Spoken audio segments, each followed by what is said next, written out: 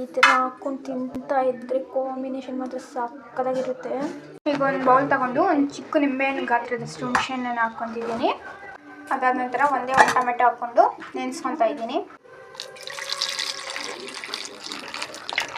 ಇಲ್ಲಿ ಒಂದು ಮಿಕ್ಸರ್ ಜಾರ್ನ ತೊಗೊಂಡಿದ್ದೀನಿ. ಅದಕ್ಕೆ ಒಂದು 2 ಸ್ಪೂನಷ್ಟು ಜೀರಿಗೆಯನ್ನು ಹಾಕ್ಕೊತಿದ್ದೀನಿ. ಮತ್ತು 1 ಸ್ಪೂನಷ್ಟು ಕಾಳು ಮೆಣಸನ್ನು ತೊಗೊಂಡಿದ್ದೀನಿ. ಸೊ ಇದಕ್ಕೆ ಕಾಳು ಮೆಣಸು ಅನ್ನೋದು ಜಾಸ್ತಿ ಇದ್ರೇ ಚೆನ್ನಾಗಿರೋದು ರಸಮ್ಗೆ. ಸೊ ನಾನಿಲ್ಲಿ ತೊಳೆದಿಟ್ಕೊಂಡಿರುವಂಥ ಕರ್ಬೇವಿನ ಸೊಪ್ಪು ಹಾಕ್ಕೊತಿದ್ದೀನಿ. ಸೊ ಇದು ರೋಲಲ್ಲಿ ಕುಟ್ಕೊಂಡ್ರೆ ಚೆನ್ನಾಗಿರುತ್ತೆ, ಸ್ಮ್ಯಾಶ್ ಮಾಡಿಕೊಂಡ್ರೆ. ಸೊ ನಾನು ಬೇಗ ಮಾಡಬೇಕು ಆ್ಯಂಡ್ ಬ್ಯಾಚುಲರ್ಸ್ ಎಲ್ಲ ಯಾವ ರೀತಿ ಮಾಡ್ಕೊಬೇಕು ಅಂತ ತೋರಿಸ್ಕೊಡ್ತಿದ್ದೀನಿ. ಸೊ ಈ ಮಿಕ್ಸರ್ ಜಾರ್ಗೆ ಇದೆಲ್ಲ ಹಾಕಿದ್ದೀನಿ. ಮತ್ತು ಇಲ್ಲಿ 10ರಿಂದ ಒಂದು 12 ಬೆಳ್ಳುಳ್ಳಿ ಹೆಸರನ್ನು ಹಾಕ್ಕೊತಿದ್ದೀನಿ. ಸೊ ಇದನ್ನ ಗ್ರೈಂಡ್ ಮಾಡ್ಕೊಳ್ಳೋಣ. ನೋಡಿ ಈ ರೀತಿ ಬಂದಿದೆ. ಸೊ ತೀರಾ ನುಣ್ಣಕ್ಕೂ ಮಾಡ್ಕೋಬಾರ್ದು, ತರಿಯಾಗಿರಬೇಕು. ಸೊ ಇವಾಗ ಇದನ್ನ ಒಂದು ಬೌಲ್ಗೆ ಟ್ರಾನ್ಸ್ಫರ್ ಮಾಡ್ಕೊತಿದ್ದೀನಿ. ಸೊ ಇವಾಗ ಇದನ್ನ ಗ್ಯಾಸ್ ಮೇಲೆ ಇಟ್ಕೊಳ್ಳೋಣ. ಸೊ ಇವಾಗ ಇದಕ್ಕೆ ನಾನು ಒಂದು 3ರಿಂದ 3.5 ಸ್ಪೂನ್ ಆಯಿಲನ್ನು ಹಾಕ್ಕೊತಿದ್ದೀನಿ. ಸೊ ಇದನ್ನ ಇವಾಗ ಹಸಿಯಾಗಿ ಹಾಕಿರೋದ್ರಿಂದ ಸ್ವಲ್ಪ ಫ್ರೈ ಮಾಡ್ಕೊಳ್ಳೋಣ. ತೀರಾ ಬೇಡ, ಮತ್ತು ಸ್ಮೆಲ್ ಬಂದುಬಿಡುತ್ತೆ. ಸ್ವಲ್ಪ ಇದಕ್ಕೆ ಕರ್ಬೇವಿನ ಸೊಪ್ಪು ಹಾಕ್ಕೊತಿದ್ದೀನಿ.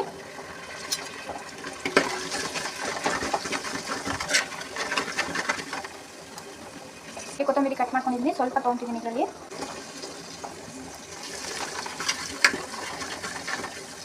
ಇವಾಗ ಇಲ್ಲಿ ಟೊಮೆಟೊ ಮತ್ತು ಹುಣಸೆಹಣ್ಣು ಹಾಕ್ಕೊಂಡಿದ್ದೀವಲ್ಲ, ಅದು ನೆಂದಾಗಿದೆ. ಸ್ವಲ್ಪ ಕಿವುಚ್ಕೊಂಡು ಇದನ್ನು ಸಹ ಹಾಕ್ತಿದ್ದೀನಿ. ಸೊ ಇಲ್ಲೇ ಸ್ವಲ್ಪ ಒಂದು ಬಬಲ್ಸ್ ಬರೋ ಥರ ಕುದೀಲಿ. ಅದಾದ ನಂತರ ನೀರು ಹಾಕೋಣ ನಾವು.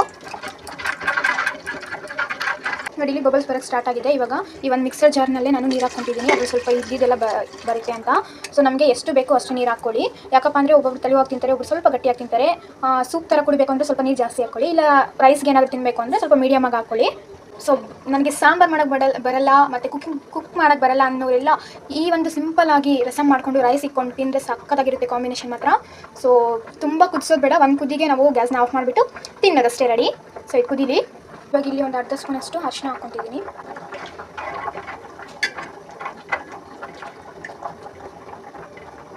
ಇವಾಗ ಇಲ್ಲಿ ಕಟ್ ಮಾಡ್ಕೊಂಡಿರುವಂಥ ಚಿಲ್ಲೀಸನ್ನು ಹಾಕ್ಕೊತಿದ್ದೀನಿ.